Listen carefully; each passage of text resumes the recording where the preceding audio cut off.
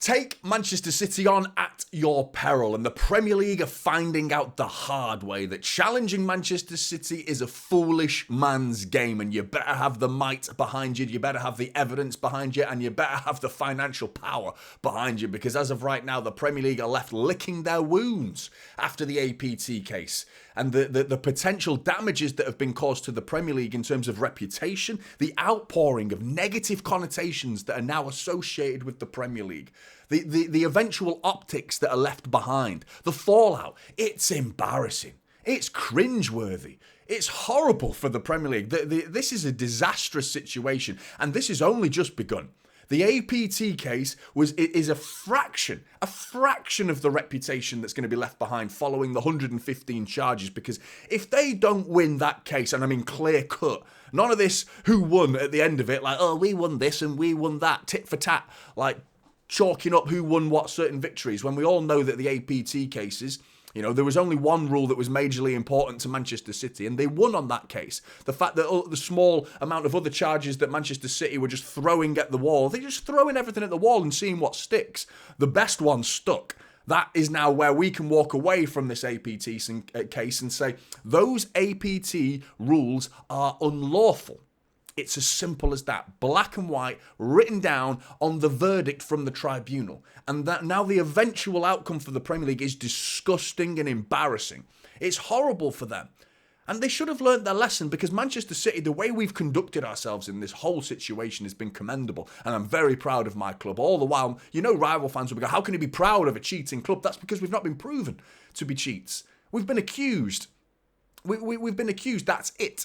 You know, you have to go and prove us. And if you can't do that, if you're going to shoot at the king, you better not miss. You better not miss, because look at now. This is just nothing. This is absolutely nothing. This was just a little pot shot from the Premier League. This was the APT case. Manchester City stood their ground, you know, and stood up to these bullies out there trying to dictate how the Premier League should be ran to benefit a very small set of clubs. Your Arsenals, your Liverpools and your Manchester Uniteds are having these rules manufactured for them to suit their circumstances, but all the while preventing the growth of the likes of Newcastle and trying to keep Manchester City from pulling further away from those middling, dwindling clubs that just do not have the financial power to compete with the likes of Newcastle and Manchester City. And there will be other clubs that get that lottery ticket one day and are eventually taken over by the Gulf region, as the Premier League consistently likes to highlight in those emails that we all saw.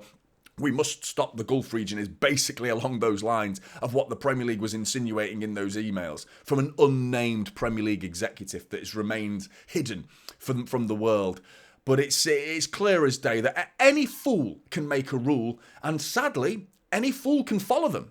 You know, this is the world we live in. We do have a lot of crazy rules that are being invented from thin air, that are being manufactured by fools, and then asking fools to follow them. And those fools are the rival fans that continuously type 115 in the comments, and rules are rules, you know, when no one thought about challenging the rules. Like, are the rules actually viable? Are they fit for purpose? You know, Manchester City said no.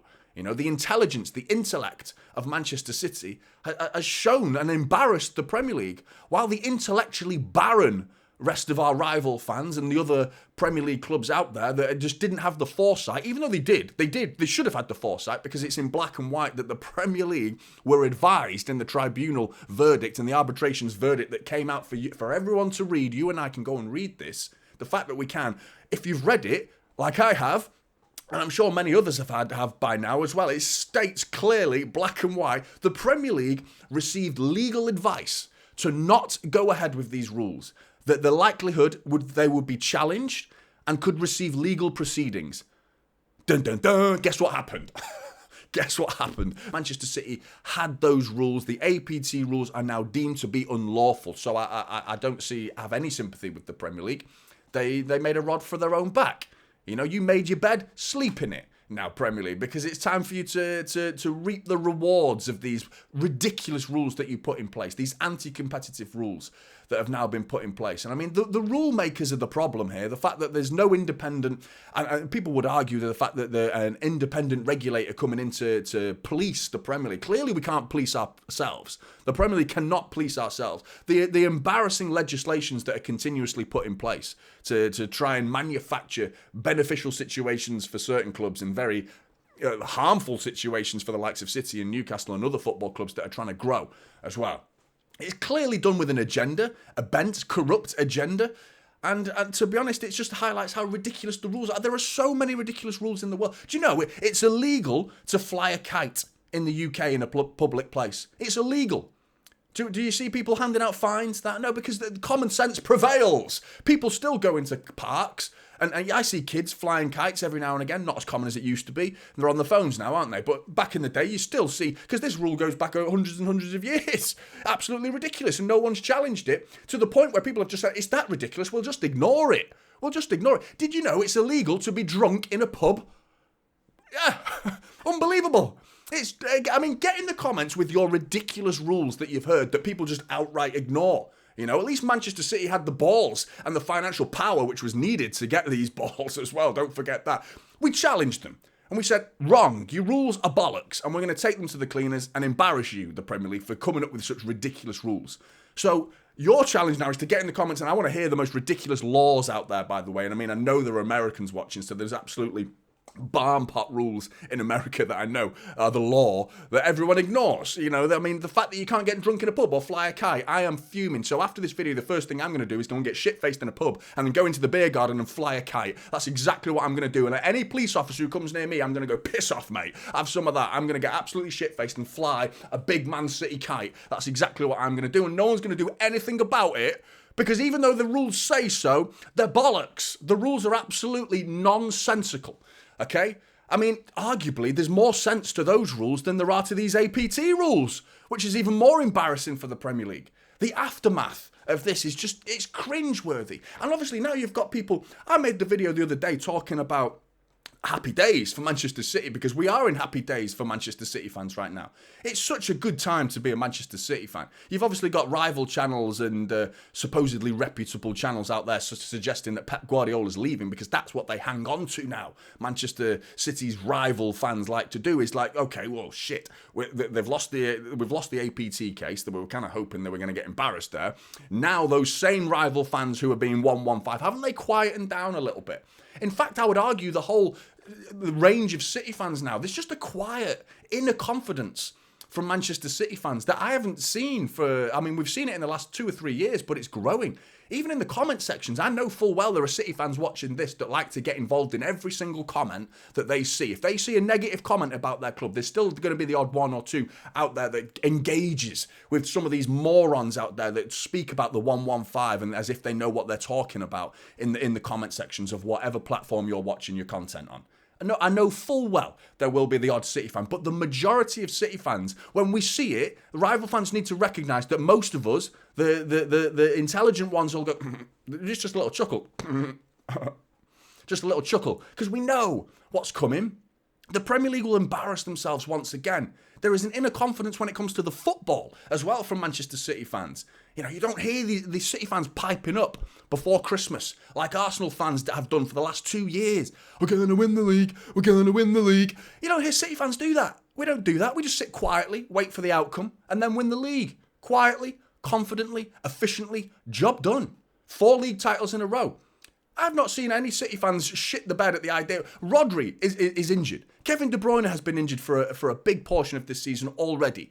And who knows when he's going to come back, because, again, it continues to rumble on. Injuries for Manchester City, that level of importance. Rodri and De Bruyne being out, listen to the discussions around Odegaard being out for Arsenal. Listen to that. It's just like, oh my God, like all doom and gloom. And if Arsenal win, it's like, oh, they did it without Odegaard. If City win, it's like, well, they've got all the money. They've got all the best players in the world. They can just replace Rodri. Oh, yeah, because Rodri's replaceable. He's not one of a kind, is he? Of course he is.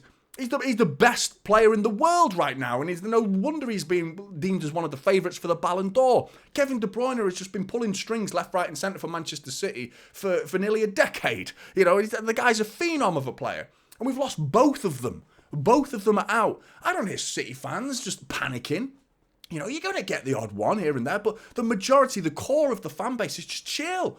Because we've got that inner confidence. It reminds me of United fans. When I used to speak to United fans, I used to engage in all the comments with all our rival fans. back like 10, 15 years ago because we had a point to prove. It's like, well, we haven't won anything yet. We're not relevant. I want to be relevant. That's what these comments are all about. And that's what the City fans have come to understand over the time of success that we've just... it's just a constant conveyor belt of success and trophies just pouring into the football club. And Manchester City fans have gained an inner confidence from that, where we go into these debates, let's call it now, and we barely even get involved and just wait for the outcome because we're very, very confident on what the outcome will be. I warned you months and months and months ago that I even brought it up in one of my videos, that this is anti-competitive law breach for the APT case. The same things I've warned you about in the 115 charges. It's a case of proving it. How can you prove it, Premier League? Emails. How can you prove you actioned them? You might see something in writing saying someone's going to do something, but how do you prove that someone did that thing? Just an email saying I'm planning on doing this doesn't prove anything. And even then it's like, well, where's the context of the email? Is the email legitimate? Has that been fabricated? Is that a doctored email? Prove it. How do you prove it? The 115 charges could become just, this could be a dot, this could be a blip, a little ripple in the ocean of problems that are coming towards the Premier League. Because if this 115 charges follows in suit, I mean, I can't stress enough how much you just have made a monstrous mistake in challenging Manchester City. And there's the off-the-field challenging of Manchester City and the appreciated challenging of Manchester City on the field. I appreciate Arsenal doing what they're doing, and on the pitch, their players are stepping up to the plate. So respect to them. They're challenging us.